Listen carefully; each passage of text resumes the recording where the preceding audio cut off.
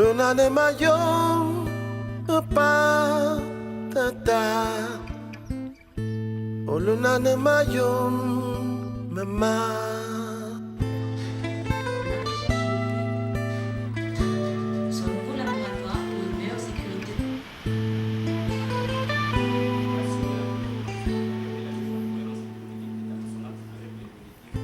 Ulunane mayom pa tata.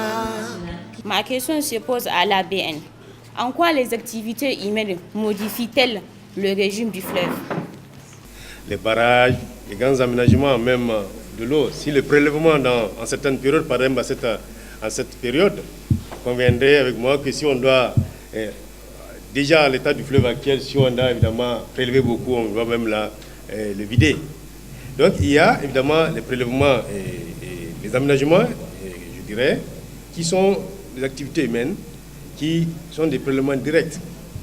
Et il y a de manière indirecte des activités évidemment de pratiques agricoles qui fragilisent le sol, qui installent l'érosion, qui donc ensablent les cours d'eau et qui diminuent leur capacité de... À terme, Niamey peut-elle manquer d'eau et pourquoi?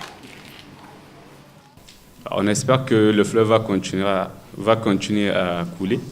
Si le fleuve Niger s'arrête, chose qu'on n'imagine pas, il faut aller vers les eaux souterraines pour justement alimenter la ville de Niamey. Donc nous, au niveau de la Seine, on essaie de prévoir un scénario fou, entre guillemets, excusez-moi du terme.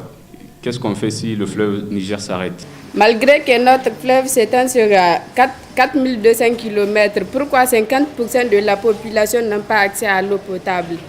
En dehors de la ville de Tillabéri et Niamey, presque tous les villages sont alimentés à partir des eaux souterraines. Et dans les eaux souterraines, il faut essayer de savoir, nous avons des zones de socle où c'est très difficile, compte tenu du contexte, n'est-ce pas, de mobiliser cette ressource en eau. Mais quand même des solutions sont en train d'être vraiment prises pour approvisionner ces populations dans une stratégie, par exemple, de regroupement des villages. Nous, en tant qu'ONG, on préfère souvent aller dans des localités où la nappe n'est pas trop profonde. Parce que, par exemple, à supposer qu'on a un financement de 1 milliard, et on a une zone où la nappe est peu profonde, on peut réaliser du forage. Et de l'autre côté, la nappe est très profonde. Un seul point d'eau peut coûter 650 millions de francs CFA. Le changement climatique met-il en danger la ressource en eau et l'écosystème du fleuve? Oui, c'est naturellement oui. Oui, et sur plusieurs évidemment aspects. Les sécheresses, les années évidemment déficitaires, certainement vous allez le sentir. Cette année est une année particulièrement sèche, mais heureusement que le fleuve ne disparaîtra pas. C'est sûr, ça, il va se fatiguer, mais nous, c'est pour éviter que ça ne disparaisse qu'on avait prévu toute une batterie de barrages depuis la Guinée jusqu'au Nigeria.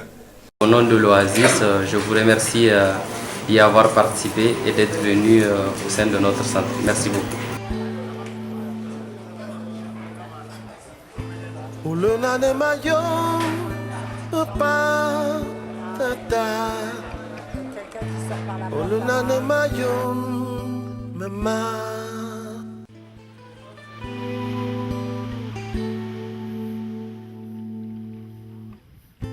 Ulunane mayom pa